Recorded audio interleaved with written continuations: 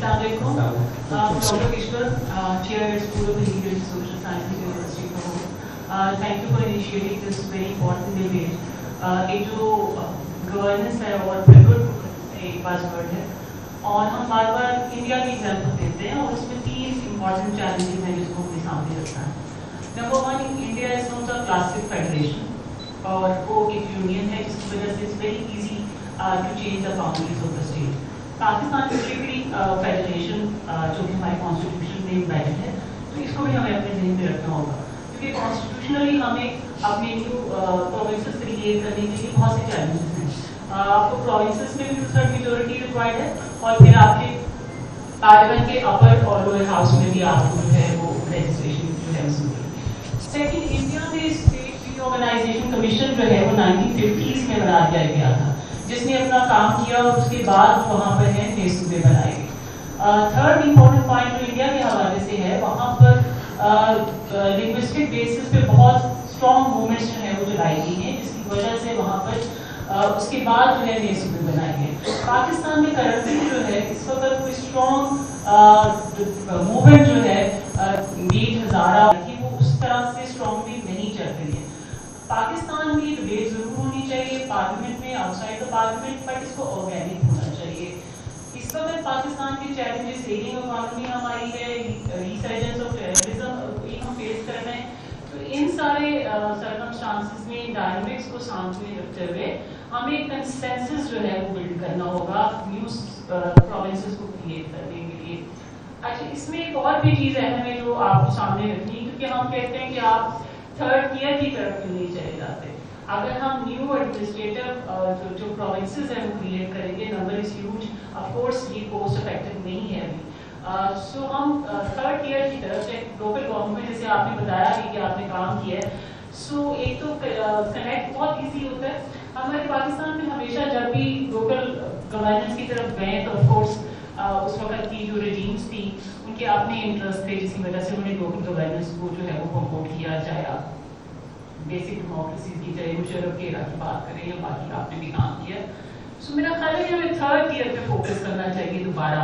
आपका क्या ख्याल है? मैं ये पूछना चाहूँगी कि मेरा ख्याल है कि अगर लोकल गवर्नमेंट पे काम किया जाए, मेयर का जो सिस्टम है उसको ही हम दोबारा से रीइंफोर्स करें और लोकल लेवल पे, ताकि हमारा भी इंटरेक्शन लोगों का अपने करीब इजी टू एक्सेस हो जाते हैं क्योंकि एक्सेसिबिलिटी प्रॉब्लम है हर जगह पे पाकिस्तान में. सो मेरा ख्याल है कि इस वक्त रिसोर्सेज की बहुत कमी है. सो ये एक आइडिया यूरोपियन आइडिया तो नहीं है, बट मुझे लगता है कि इसमें ऑर्गेनिक तरीके से इसको आगे लेके जाने की जरूरत है. Thank you so much. आपके काफ़ी सवाल तो मुझे बीच में ढूंढने पड़ेंगे. आपकी अच्छी आपने लॉजिकल स्पीच की है. देखें, इंडिया इज़ यूनिटी, उसको फेडरल गवर्नमेंट की ही आप उसमें डालेंगे. और मैंने तो पहले जब बात शुरू की, मैंने शुरू में आपसे कहा कि हम ये कहते हैं कि Pakistan is a federation created by the provinces, ठीक है. लेकिन इंडिया भी इसी तरह से यूनिटी या फेडरेशन बना, वो भी सूबों ने ही बनाया उसको. तो एक तो ये बात है. दूसरा, कॉन्स्टिट्यूशन में हम तो वही बात कर रहे हैं कि आप कॉन्स्टिट्यूशन अमेंड कीजिए. हमारे कॉन्स्टिट्यूशन में इस वक्त सूबा बन ही नहीं सकता. You need 2/3 majority of a provincial assembly, concerned provincial assembly, and then 2/3 majority of the parliament. बन नहीं सकता इस तरह. हम उसी को चेंज करने की बात कर रहे हैं कि आप अपना कॉन्स्टिट्यूशन अमेंड करें. इंडिया में सिंपल मेजॉरिटी पार्लियामेंट की सिंपल मेजॉरिटी से नया सूबा बनता है और आप देखिए हर इलेक्शन से पहले वो 1-2 सूबे बनाते हैं. ये भी मैंने आपके सामने रखा कि जब आप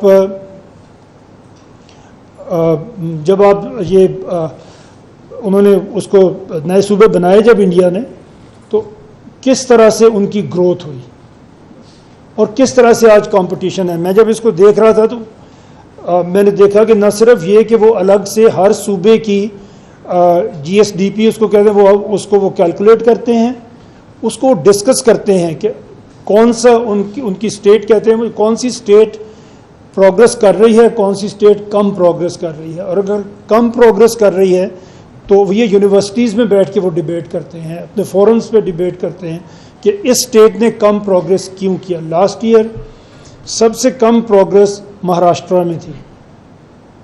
بمبئی جو ان کا فائنانشل کیپٹل ہے، جیسے ہمارا کراچی ہے، اس کی گروتھ سب سے کم تھی.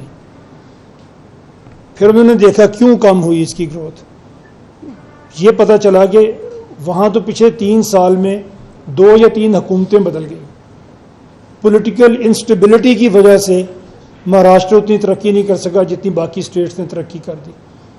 تو یہ تو مثالیں ہیں ہمارے پاس. ہم کوئی خوشی سے انڈیا کی مثال نہیں دے رہے، ہم تو اس لیے دے رہے ہیں کہ وہ ہمارے قریب ہیں، ہمارے جیسے ہی ان کے مسائل تھے. پنجاب میں خالصتان کی موومنٹ بڑی اسٹرانگ موومنٹ تھی.